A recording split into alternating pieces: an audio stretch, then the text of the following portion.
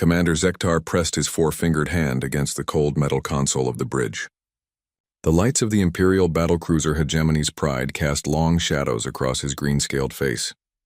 He had been patrolling Sector 7 Delta for 3 months now, and nothing interesting ever happened out here. The outer rim was quiet just the way the Empire liked it. His second officer, Lieutenant Vexia, looked up from her station. Her purple eyes showed concern. "Commander, we are getting a strange signal from the monitoring station." Zektar turned toward her. The monitoring station was a small outpost that watched this part of space. It was supposed to report any ships that came through without proper Imperial codes. What kind of signal? "They say there is an unknown ship on their sensors. It appeared about 10 minutes ago." Vexia touched her console and the main screen lit up with data. The ship is not responding to normal calls. This was unusual. All ships in Imperial space had to follow strict rules. They needed permission to travel between sectors. Any ship without proper codes was either a smuggler or worse. Zektar had dealt with smugglers before. They usually ran away as soon as they saw an Imperial warship. "Show me what we know about this ship," he said. The screen changed to show a technical readout. The unknown vessel was medium-sized, about half the length of their battlecruiser. But something was wrong with the design. Zektar had served in the Imperial Navy for 20 years. He knew every type of ship used by the Empire and its enemies. This ship looked different from anything he had ever seen. "The shape is very strange," Vexia said, pointing at the screen. "Look at these lines. They are too sharp, too aggressive. Most ships are built for efficiency, but this one looks like it was built for war." Zektar studied the image. The ship had a long, narrow body with what looked like weapon ports along both sides. The front came to a sharp point like the head of a spear. Dark metal covered the entire hull, making it hard to see against the black of space. "Energy readings?" he asked. "Very high," Vexia replied. "Much higher than a ship that size should have. Their power source is putting out energy levels we usually only see on Imperial dreadnoughts." This was becoming more interesting and more dangerous. Zektar felt his scales shift color slightly, a sign of stress among his people. "Any idea who built it?" "No matches in our database, Commander. The design is completely unknown." Before Zektar could respond, the communications officer spoke up. "Sir, the monitoring station is calling again. They say the unknown ship is trying to communicate." "Put them through," Zektar ordered. The voice of Station Commander Yalara came through the speakers. She sounded nervous. "Commander Zektar, this is very strange. The ship responded to our hails, but the message makes no sense." "What did they say?" "They said they are lost. But, Commander, they also said something that cannot be right. They claim to be human." The bridge went silent. Even the usual hum of the ship's engines seemed to fade away. Zektar felt his blood turn cold. Every officer on the bridge was staring at him, waiting for his response. Humans were a story told to children. A scary tale about a species that had tried to fight the Empire long ago. According to the stories, humans had been wiped out hundreds of years ago. Their planet had been destroyed as a lesson to other species about what happened when you opposed Imperial rule. "Did you say human?" Zektar asked, his voice barely above a whisper. "Yes, Commander. The exact message was, human vessel UES retribution. We are lost." They repeated it 3 times before going silent again. Zektar looked around his bridge. His crew was young, most of them born long after the human wars. To them, humans were just a myth. But Zektar was older. He had heard the real stories from officers who had served during those dark times. Stories they were not supposed to tell. "Commander," Vexia said quietly, "humans are extinct. The history books say so. This must be some kind of trick." "Maybe," Zektar replied, but he was not so sure. He had once served under an old admiral who had fought in the human wars. Late one night, after too much drink, the admiral had told him things that were not in any history book. He had said that some human ships had escaped before their world was destroyed. He had said that sometimes Imperial patrols found empty ships drifting in space, ships that looked like they had been torn apart by weapons no one understood. "Sir," the communications officer said. "What should we tell them?" Zektar thought for a moment. If this was really a human ship, then everything they knew about the galaxy might be wrong. Humans were supposed to be dead. If they were alive, where had they been hiding? What had they been doing all these years? "Tell the monitoring station to keep watching the ship, but do not approach it," he ordered. "We need to report this to Fleet Command immediately." As his crew carried out his orders, Zektar stared at the image of the strange ship on his screen. The UES Retribution. Even the name sounded dangerous. Human ships had always had names like that. Names that spoke of war and revenge. He opened a secure channel to Admiral Crixnall at Fleet Headquarters. The Admiral was the only person he could think of who might know what to do about this situation. She was old enough to remember the human wars, and she had access to classified information that regular commanders like him were not allowed to see. While he waited for the connection, Zektar thought about what this could mean. If humans were still alive, why had they stayed hidden for so long? Why were they showing themselves now? And why here in this quiet sector where nothing ever happened? The screen lit up with Admiral Crixnall's face. She looked tired, as she always did these days. The weight of commanding the Third Fleet was heavy, and it showed in the lines around her yellow eyes. "What is it, Commander?" she asked. "This better be important. I have 3 other emergencies to deal with today. Admiral, we have a situation. An unknown ship has entered Sector 7 Delta. It claims to be human." The change in Admiral Crixnall's expression was immediate. The tiredness disappeared, replaced by something that looked like fear. "Human, are you certain?" The ship identified itself as the UES Retribution. The design matches no known vessel type. Energy readings are extremely high. Admiral Crixnall was quiet for a long moment. When she spoke again, her voice was very serious. "Commander, I want you to maintain a safe distance from that ship. Do not attempt to board it or scan it directly. I am sending additional ships to your location." "Admiral, with respect, is there something I should know about this situation?" "Yes, Commander, there is. But not over an open channel. Maintain your position and wait for my ships. That is a direct order." The screen went dark, leaving Zektar alone with his thoughts and his worried crew. Outside the bridge windows, space looked the same as it always had. Peaceful, empty, safe.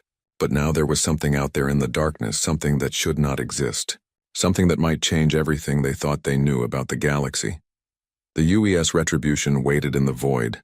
Silent and mysterious, like a ghost from a forgotten past that had suddenly returned to haunt the living. Admiral Crixnall sat in her private office, staring at the classified file that had not been opened in over 50 years. The security seal glowed red on her screen, warning that the information inside was restricted to the highest levels of Imperial command. Her hands shook slightly as she entered her authorization codes. The file opened with a simple title: Operation Final Solution, Human Elimination Protocol, Status Report 2387. She had hoped never to see these files again. 300 years had passed since the human wars ended. 300 years of peace and expansion for the Empire. 300 years of lies. The first document showed an image that made her stomach turn. It was Earth, the human homeworld, burning under orbital bombardment. The blue and green planet was covered in fire and smoke. Imperial dreadnoughts hung in space above it like giant metal vultures, their weapons turning cities into glass and ash. But Crixnall knew something that most Imperial citizens did not. The bombardment of Earth had been a show, a terrible display of power meant to scare other species into submission. The real goal had been different. Intelligence reports from that time showed that billions of humans had died. Yes, but millions had escaped. She scrolled through the old reports. Human evacuation ships had fled into deep space during the attack. They had scattered in all directions, disappearing into the void between star systems. The Empire had tried to hunt them down, but space was vast and the humans had been clever. They had used their ship's speed and their knowledge of dangerous regions where Imperial vessels could not safely travel. "Computer, show me all reports of human contact since 2387, she commanded. The screen filled with files, hundreds of them. Each one was marked with the highest security classification. Each one told the same story. Imperial patrols would spot strange ships in deep space, ships that moved too fast and fought with weapons that defied understanding. When Imperial forces tried to investigate, the ships would vanish into regions of space where no sane captain would follow. One report from 50 years ago caught her attention. A mining ship had been attacked near the Galactic edge. The survivors described their attackers as using ships that seemed to bend space around them, weapons that could tear holes in reality itself. They had taken the mining ship's cargo, but they had also done something else. They had freed the alien slaves working in the mines. Another report from 20 years ago described a convoy that had been intercepted while carrying prisoners to a labor camp. The attacking ships had appeared from nowhere. disabled the escort vessels without destroying them, freed the prisoners, and disappeared again. The only message they left behind was a single word broadcasted on all frequencies. Remember. Crixnell leaned back in her chair. The pattern was clear. The humans had not just survived. They had been watching. They had been learning. And they had been growing stronger. Her personal communicator chimed. Admiral, this is Commander Zektar. The situation in Sector 7 Delta has changed. Report, she ordered. The human ship has moved. It is no longer alone. Our long-range sensors are detecting additional vessels approaching from outside the sector. At least 6, possibly more. Crixnell felt her blood turn cold. How many ships are we talking about, Commander? Unknown, Admiral. They are using some kind of stealth technology. Our sensors can barely detect them, and only because they seem to want us to know they are there. This was worse than she had feared. If the humans were revealing themselves now, after 3 centuries of hiding, it meant something had changed. Something that made them willing to risk exposure to the Empire's vast military machine. Admiral, Zektar continued, there is something else. We intercepted a transmission between the human ships. It was in their old language, but our computers were able to translate part of it. They mentioned something called the Devourer, fleet and coordinates, for what they called Convergence Point Alpha. Crixnell had never heard of any Devourer fleet, but the words made her feel uneasy.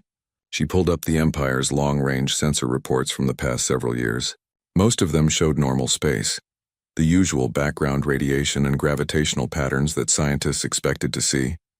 But there were anomalies, strange readings from beyond the galactic rim, massive gravitational disturbances that the science division had dismissed as natural phenomena, solar systems going dark for no apparent reason, stars that stopped transmitting light as if something was blocking them out. Commander, I want you to maintain your position, but do not engage the human ships under any circumstances. I am declaring this situation a Code Black emergency. Code Black was the highest level of Imperial alert, reserved for threats to the Empire itself. It had not been used in over 100 years. Crixnell ended the communication and opened another classified file, this one from the current year. It contained reports from the Empire's most distant monitoring stations, outposts at the very edge of known space. Several of these stations had gone silent in recent months. Search ships sent to investigate had found nothing but empty space where entire star systems used to be. The science division had theories. Solar collapse, they said. Natural stellar death cycles happening in clusters. But now, looking at the human ship in Sector 7 Delta and thinking about the intercepted transmission, Crixnell began to suspect something far worse. Her door chimed, and her aide entered. Admiral, the High Command is requesting an immediate briefing on the Sector 7 Delta situation. Tell them I will brief them in 1 hour, and tell them to prepare for a full fleet mobilization. After her aide left, Crixnell opened one final file. This one was not classified because it was considered fiction.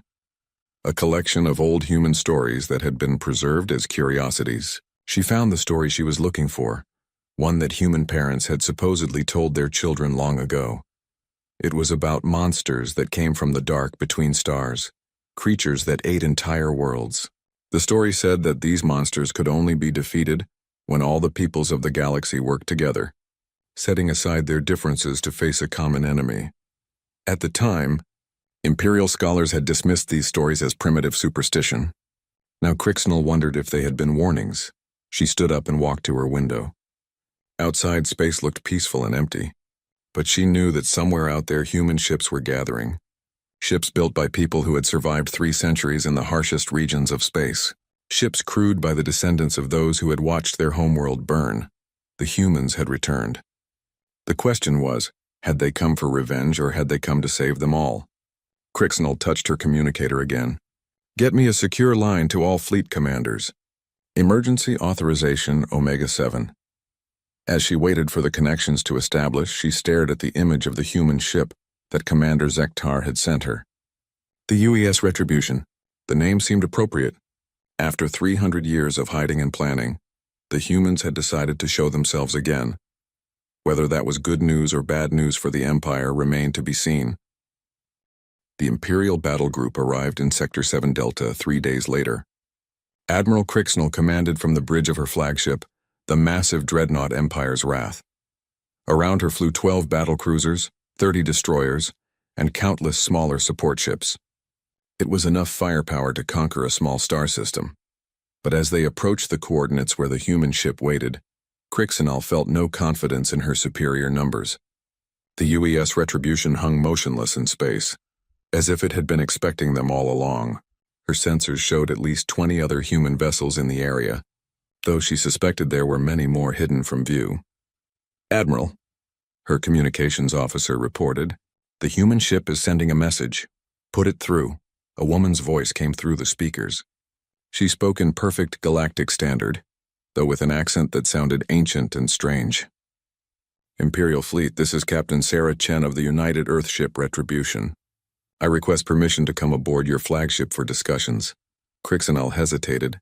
Allowing an unknown alien aboard her ship was dangerous, but she had read the old reports about humans. They valued personal meetings and face-to-face negotiations. If she wanted answers, this might be the only way to get them. "Permission granted."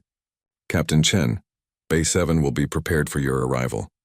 2 hours later, Crixinal stood in the main conference room of her ship, surrounded by her top officers. They had set up the best security equipment the Empire had, sensors that could detect any weapon or harmful device. But when Captain Sarah Chen walked through the door, none of the equipment reacted. The human woman looked young, perhaps 30 years old by Imperial standards. But her eyes were old, ancient, as if she had seen things that aged the soul rather than the body. She wore a simple black uniform with silver trim and no visible weapons. Her hair was dark brown, cut short in a practical style. When she looked at Admiral Crixinal, it was with the gaze of someone who had faced death many times and was no longer afraid of it. "Admiral," Captain Chen said, nodding respectfully, "thank you for agreeing to meet." "Captain Chen," Crixinal replied carefully, "according to our records, humans have been extinct for 300 years. Perhaps you could explain how you come to be here." Sarah Chen smiled, but there was no humor in it. "Extinct? Is that what your history books say?" She walked to the conference table and placed her hands on its surface. "Admiral, your empire did try to wipe us out. You came very close to succeeding. Earth burned for months under your bombardment. Billions of our people died." The Imperial officers shifted uncomfortably. Even though the human wars had ended long before they were born, the guilt of what their ancestors had done hung in the air like smoke. "But some of us escaped," Chen continued. "We fled into the deep void, into regions of space where your ships could not follow. The Magellan clouds, the dark matter fields, the gravity wells around collapsed stars. We learned to live in places where life should not exist." "How many of you survived?" Crixinal asked. "Enough." Chen's answer was simple but somehow threatening. "We adapted, Admiral. We had to. In the deep void, normal technology does not work. Normal ships cannot survive. So we learned to build different ships that could bend space and time to our will." As if to demonstrate, Chen touched a device on her wrist. The lights in the conference room dimmed, and through the windows they could see the UES Retribution beginning to change. Its hull shifted and flowed like liquid metal. Parts of the ship folded inward while other sections expanded. In seconds, the vessel had transformed from a sleek warship into something that looked more like a living creature. "Our ships are grown, not built," Chen explained. "They are alive in ways your scientists would not understand. They feed on cosmic radiation and dark energy. They can travel through dimensions that your physics say do not exist." Admiral Crixinal stared out at the transformed ship. "What do you want from us? Revenge?" "Revenge?" Chen laughed, and this time there was genuine amusement in her voice.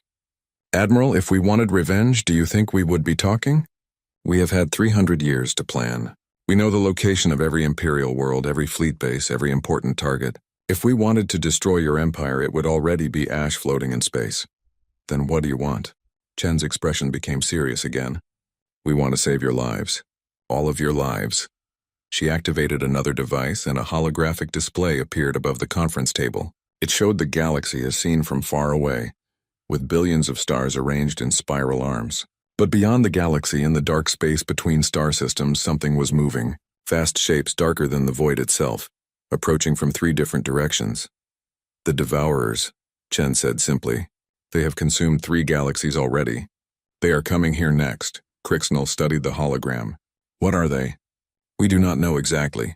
Some kind of biomechanical hybrid, ships the size of moons crewed by creatures that feed on stellar energy.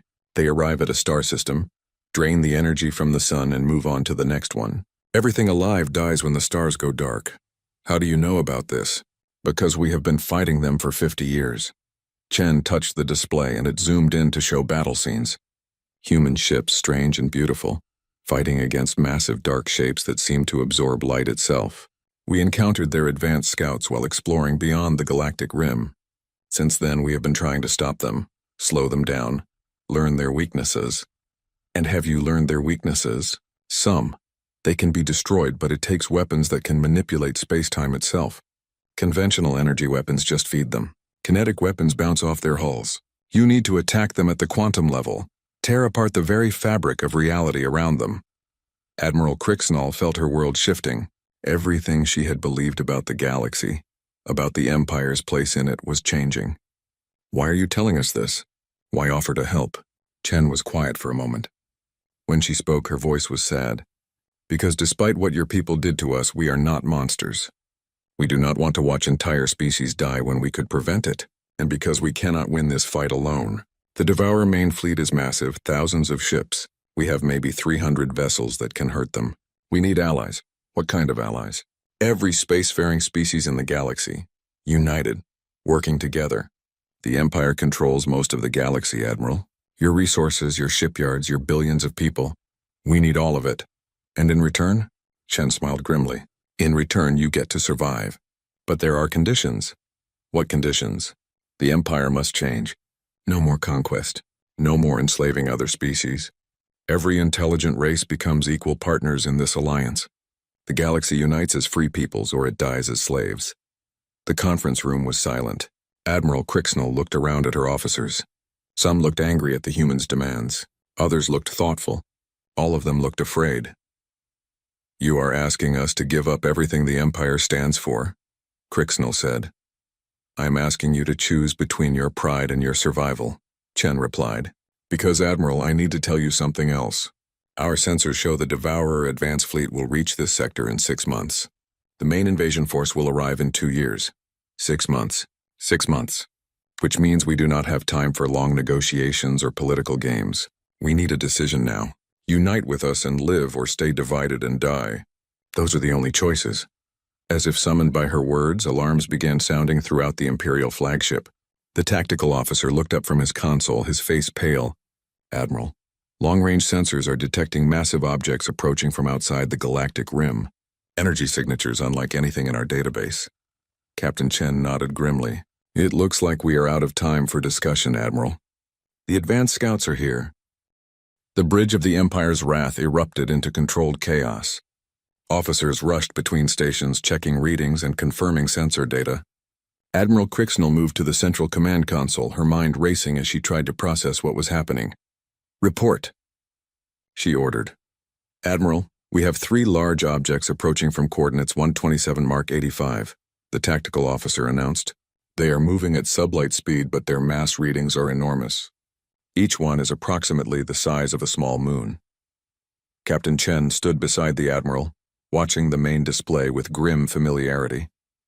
Those are scout ships, the smallest class of Devourer vessel. Each one carries about 50,000 of their warrior creatures. 50,000? Admiral Crixnall felt her scales shift to a pale yellow, the color of fear among her people. What do they want? To test your defenses, to see how much resistance they will face when the main fleet arrives. Chen touched her wrist device and her voice was transmitted to all Imperial ships in the battle group. All vessels, this is Captain Chen. What you are about to see will challenge everything you know about warfare. Do not engage until I give the signal.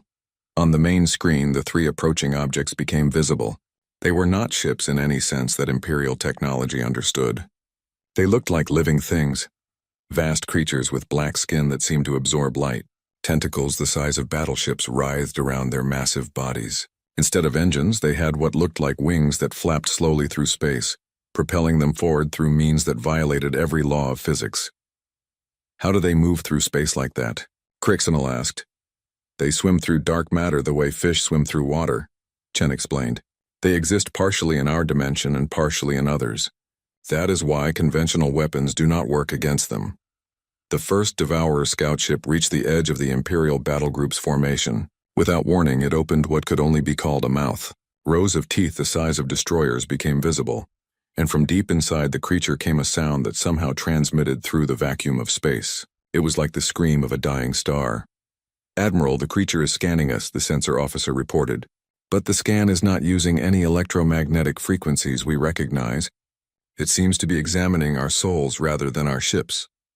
Before Crixnall could respond, the Devourer opened fire, but instead of energy beams or missiles, it vomited forth a cloud of smaller creatures, each one the size of a fighter craft, but shaped like insects with crystal wings. They swarmed toward the Imperial fleet with impossible speed. "All ships, evasive maneuvers," Crixnall ordered. "Open fire!" The Imperial battle group responded with everything they had. Energy cannons lit up space with brilliant beams of destruction. Missile salvos filled the void between the fleets. For a moment it looked like the Imperial weapons were working. Several of the smaller creatures exploded in flashes of light. But then the impossible happened. The destroyed creatures reformed, their scattered pieces flowing back together like living liquid. Within seconds, they were whole again and continuing their attack. "Admiral, our weapons are not effective," the tactical officer reported. "Every target we destroy regenerates within moments." The swarm reached the first line of Imperial destroyers. What happened next would haunt the survivors for the rest of their lives. The creatures did not simply attack the ships. They merged with them, flowing through the hull like it was made of water. Inside the ships, crew members began screaming over the communications channels. "They are inside us," came one panicked voice. "They are eating our life energy." I can feel my soul being drained away. One by one, the Imperial ships went dark. Not destroyed, but somehow emptied, drained of all energy and life. They drifted in space like hollow shells, their crews gone without a trace. "Pull back," Crixnall ordered. "All ships retreat to minimum safe distance." But Captain Chen stepped forward. "Admiral, give me control of your fleet communications. It is time to show you what human technology can do." Crixnall hesitated for only a moment before nodding. Chen spoke into the fleet channel, her voice calm despite the chaos around them. "Human fleet, this is Captain Chen. Omega authorization. Engage the enemy." Space around the Devourer scouts suddenly filled with new ships. The human vessels seemed to materialize from nothing, appearing in flashes of twisted light. There were dozens of them, sleek and deadly, their hulls flowing and changing like living metal. The UES Retribution led the attack. As Crixnall watched, the human ship did something that should have been impossible. It fired a weapon that tore a hole in space itself, creating a wound in reality that sucked in light and matter. The hole appeared directly in front of one of the Devourer scouts. For the first time, one of the massive creatures showed pain. It writhed and screamed as parts of its body were pulled into the spatial tear.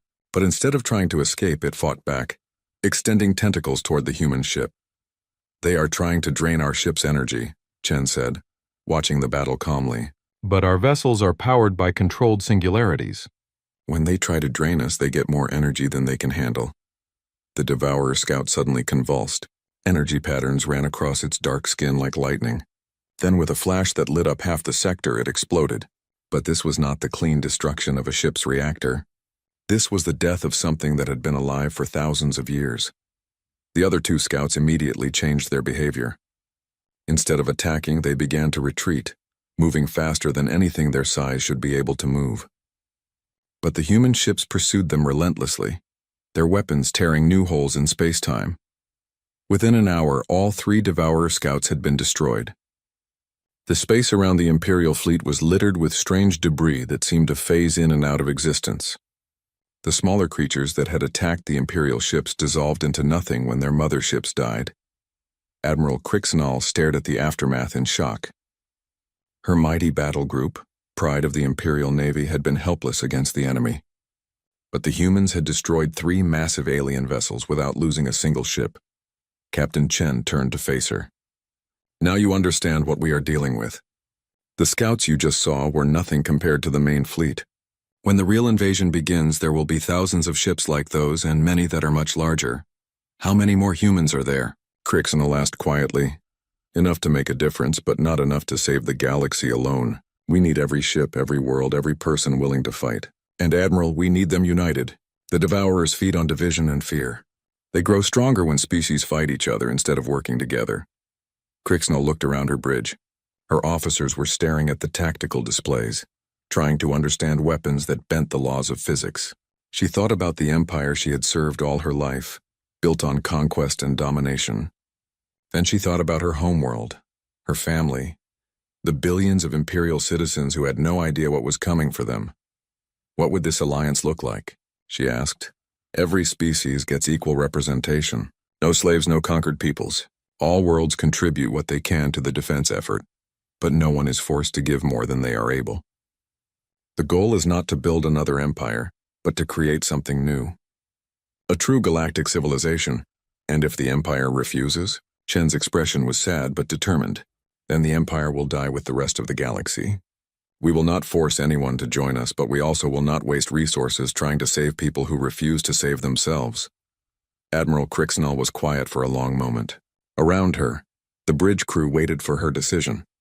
Outside the windows, the human ships maintained their formation, patient and ready.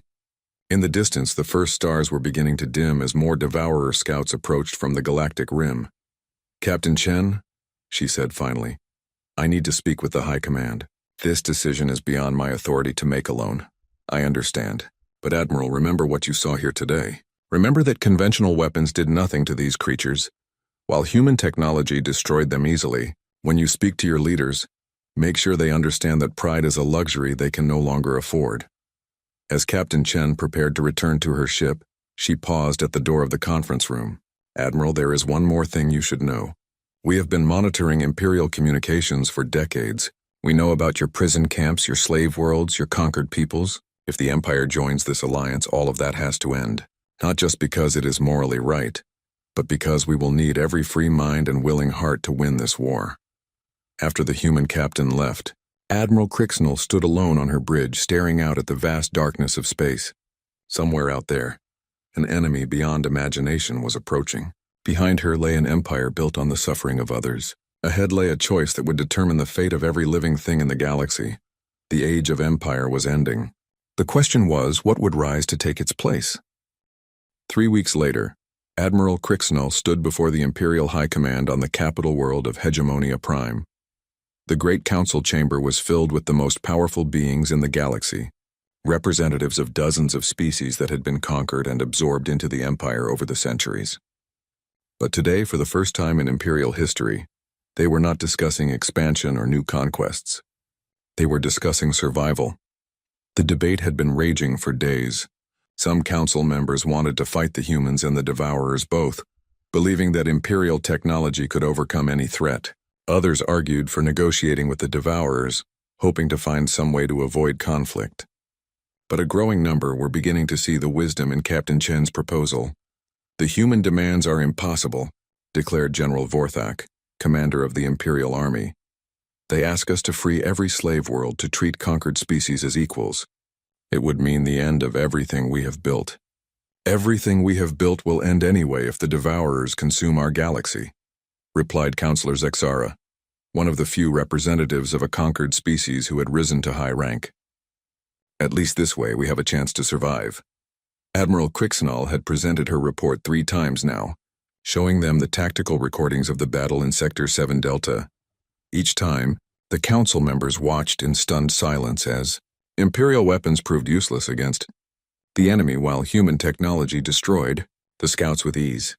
"The humans have been preparing for this war for 300 years, she said, addressing the council once more. "They have developed weapons and tactics specifically designed to fight these creatures. Without their help, we will all die." Emperor Zarthul, ancient ruler of the Empire, finally spoke. His voice was old and tired, carrying the weight of 8 centuries of rule. "Admiral Crixnell, you have served the Empire faithfully for many years. Do you truly believe we have no choice but to accept these human demands? Your Imperial Majesty, I believe we have a choice between our pride and our existence. We cannot have both." Before the Emperor could respond, alarms began sounding throughout the council chamber. Emergency lights bathed the room in red as urgent messages flashed on the communication screens. "Report," the Emperor ordered. A young officer rushed into the chamber, his face pale with fear. "Your Majesty, we have an emergency. The Devourer main fleet has been detected approaching the outer rim. They are not arriving in 6 months as predicted. They are arriving now. The council chamber erupted in panic. Representatives shouted questions and demands while guards rushed to secure the building. Through it all, Emperor Zarthul remained calm, his ancient eyes fixed on the tactical displays that showed the approaching enemy. The images were terrifying beyond imagination. Thousands of massive bioships moved through space like a living plague, each one larger than an Imperial battle station. Behind them came even larger creatures, things the size of small planets that pulsed with dark energy. Stars along their path were already beginning to dim as the Devourers fed on their energy. "How long do we have?" the Emperor asked. 3 days until they reach the first Imperial outposts," the officer replied. "Maybe a week before they enter the core systems." Emperor Zarthul stood slowly, his ancient frame shaking with the effort. "Send a message to Captain Chen of the human fleet. Tell her that the Empire accepts her terms." "Your Majesty," General Vorthak protested. "We have not had time to properly consider—" "General," the Emperor interrupted, his voice carrying the authority of 800 years of rule. "Look at those screens. Look at what is coming for us. There is no time left for consideration." Within hours, human ships began appearing throughout Imperial space. They moved through dimensions that Imperial science could not understand, arriving at strategic locations faster than any conventional fleet could travel. Captain Chen materialized on Hegemonia Prime with a full diplomatic team, but also with detailed battle plans that had been prepared for decades. The transformation of the Imperial military was swift and brutal. Entire fleets were reorganized around human ships and human tactics. Slave soldiers were freed and asked to fight as equals for their own worlds. Conquered species were given independence and asked to contribute to the galactic defense as free allies rather than forced subjects. Not everyone accepted the changes willingly. Several Imperial governors declared independence rather than free their slave populations. 3 entire battle fleets refused to integrate with human forces and attempted to fight the Devourers using conventional tactics. They were consumed within hours, their crews drained of life energy while their ships became empty hulks drifting in space. But gradually, a new kind of military force began to emerge. Human ships with their reality-warping weapons formed the backbone of the fleet, but they were supported by Imperial vessels upgraded with human technology and crewed by beings who fought not because they were forced to, but because they chose to defend their homes. The first major battle came at the Rigel system, where a Devourer advance force of 50 ships met a combined human Imperial fleet. Admiral Crixnell commanded the Imperial forces while Captain Chen led the human contingent. For the first time in 300 years, human and Imperial ships fought side by side. The battle was unlike anything in recorded history. The Devourers tried their usual tactics, sending swarms of energy-draining creatures to disable enemy ships. But the human vessels tore holes in space-time that consumed the attackers, while Imperial ships equipped with human shields proved immune to the life-draining effects. The Devourers adapted quickly, bringing forth larger creatures and more powerful weapons, but the Allied fleet adapted faster. Human technology allowed instant communication across vast distances, coordinating attacks with precision that the Devourers could not match. When one section of the fleet was overwhelmed, reinforcements arrived through dimensional gates that appeared from nowhere.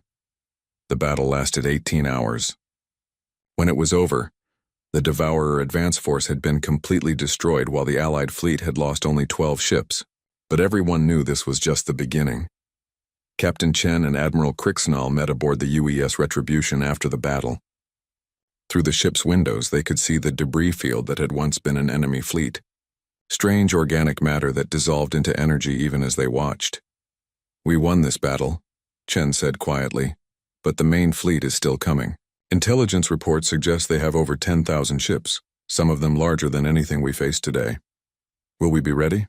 Crixnell asked. "We have to be. The alternative is extinction." Chen pulled up a holographic display showing the galaxy. Thousands of red dots marked Devourer positions while blue dots showed Allied forces.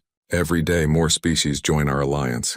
The Andromedans arrived yesterday with a fleet of crystal ships that can phase through matter. The machine intelligences from the Galactic core have contributed AI-controlled vessels that never tire and never make mistakes. And the Empire is changing. Slowly, but it is changing.